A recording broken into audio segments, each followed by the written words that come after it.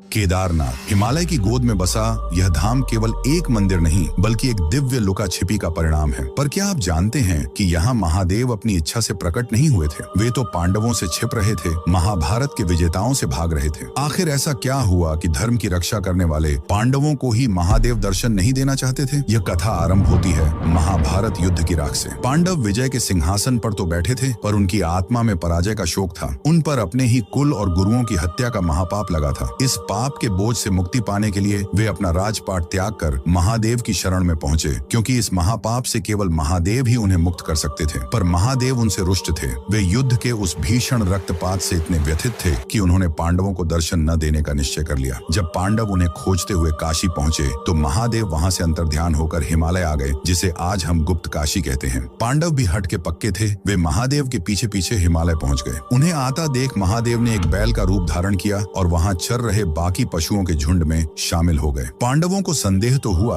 पर इतने पशुओं के बीच महादेव को कैसे पहचाने? तब महाबली भीम ने एक युक्ति लगाई। उन्होंने अपना विराट रूप धारण किया और अपने पैर 2 पहाड़ों पर फैला दिए। सारे पशु उनके पैरों के नीचे से निकल गए, पर एक बैल वहीं अड़ा रहा। वह अपने नीचे से गुजरने को तैयार नहीं था। भीम तुरंत समझ गए कि यह कोई साधारण पशु नहीं, ये स्वयं महादेव हैं। जैसे ही भीम उस बैल को पकड़ने के लिए झपटे, महादेव ने पृथ्वी में समाना आरंभ कर दिया। वे अंतर्ध्यान होने लगे, पर भीम ने फुर्ती दिखाते हुए बैल की पीठ का त्रिकोणीय हिस्सा यानी उसका कुबड़ पृष्ठभाग पकड़ लिया। ये भक्ति की हट थी, ये पश्चाताप की पुकार थी, जिसे महादेव अब और अनसुना नहीं कर सके। पांडवों की इस अटूट श्रद्धा और दृढ़ निश्चय को देखकर वे प्रसन्न हो गए। उन्होंने उसी क्षण पांडवों को दर्शन दिए और उन्हें गोत्र हत्या के पाप से मुक्त किया। जिस पृष्ठभाग को भीम ने पकड़ा था, वह उसी क्षण एक स्वयंभू ज्योतिर्लिंग के रूप में स्थापित हो गया। आज भी केदारनाथ में उसी त्रिकोणीय शिला की पूजा होती है। यह इस बात का जीवंत प्रमाण है कि जब एक भक्त सच्चे पश्चाताप के साथ अपने ईश्वर को खोजता है तो ईश्वर को छिपने के सारे स्थान छोड़कर प्रकट होना ही पड़ता है। उस परम पिता के सम्मान में जो पश्चाताप की पुकार को कभी अनसुना नहीं करते, कमेंट्स में जय श्री केदार अवश्य लिखें।